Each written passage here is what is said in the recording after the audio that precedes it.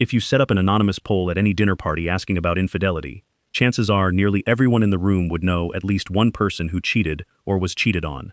In fact, close to 46% of people admit to being unfaithful at some point during a monogamous relationship. Infidelity touches an enormous number of us, one way or another. Whether you were the one who strayed or the one who got hurt, the odds that cheating will touch your relationship at some point are higher than most people realize. The good news is that 47% of couples who go through infidelity end up creating new relationship guidelines that help them rebuild, which means healing is genuinely possible. Step 1. Pause before you react.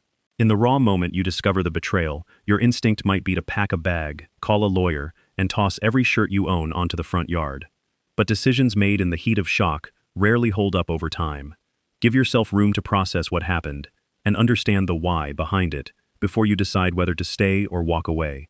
Own your part. If you're the one who broke trust, this is the moment to be fully accountable. Making excuses, getting defensive, or shifting blame will only deepen the wound and slow down any chance of reconciliation. What actually helps is admitting the mistake honestly and showing genuine willingness to repair the damage you caused.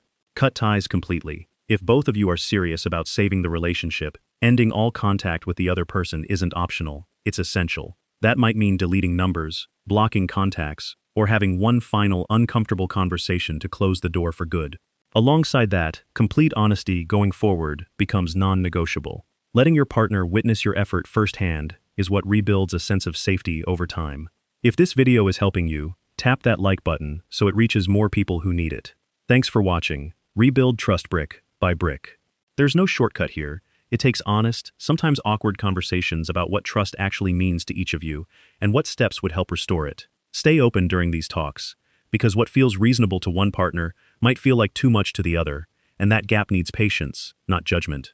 If you were the one betrayed, try to hold space for forgiveness if that's the path you've chosen. Your pain is valid, but using it as a weapon against someone you're trying to forgive will only hold both of you back. Bring in a professional if needed. Some wounds run too deep to heal alone.